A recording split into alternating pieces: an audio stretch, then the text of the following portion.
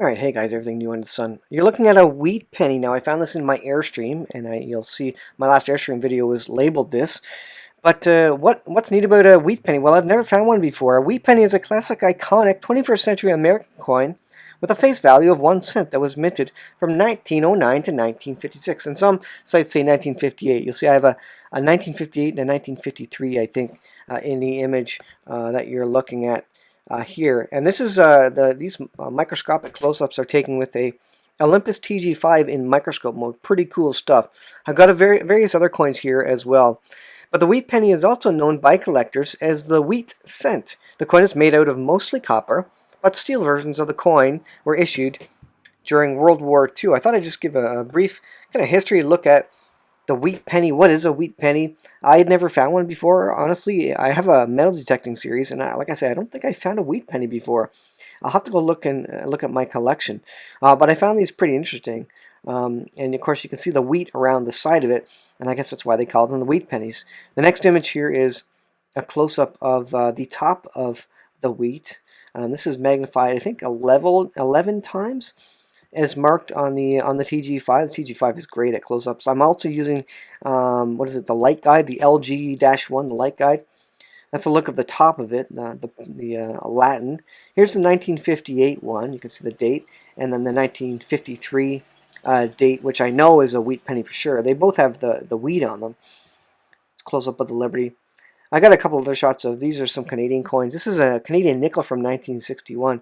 This one's interesting because it's really eaten away, and I don't know what causes this or even what type of metal. I could probably Google it, like I did the wheat penny, but in this case I didn't. But I thought it would be a neat close-up. Now, I don't have the light guide in use here because the light guide shuts off in movie mode, but here it is, some still photos of the same. You can just see the metal is eaten away from the inside, which is pretty cool. These weren't inflicted on it externally. This is literally the metal eroding from underneath. You can see holes in the metal around the side of it. Pretty interesting stuff. So like I said, this is from the TG-5. This is microscope mode. Pretty fascinating images, if you ask me. And that's what I've done some of my nature videos with as well.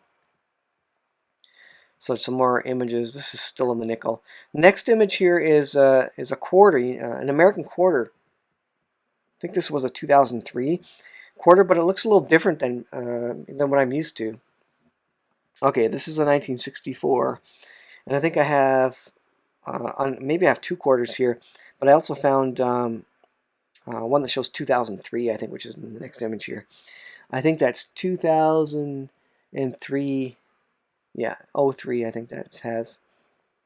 A close-up of the face on that particular coin. I thought that was pretty interesting. Of course, I didn't try to clean these up much. Just wanted to give you an idea of what the macros look like on the TG-5. Of the various coins I've collected, here's a Canadian 1 cent. Nothing special about the year. But again, you can just look at see the patina, the brown patina on it, and the dirt on it. I should probably take a toothbrush and scrub these up and see how well they clean up. This particular one would be a 2002. Here's a 22 bullet, and I did some. I think it's a stacked focus image with the TG-5. It allows you to get more in focus on the same image. You can actually see the rifling lines in the corner of this. I found this one metal detecting as well. I think I found this on my property. Metal detecting with my Garrett Ace 250. So pretty interesting stuff. I guess it's just a lead bullet there.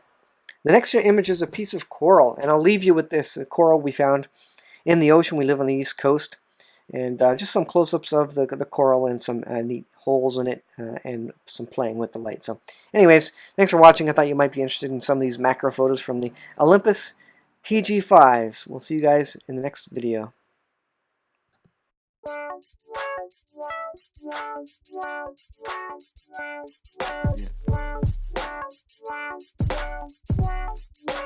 Yeah.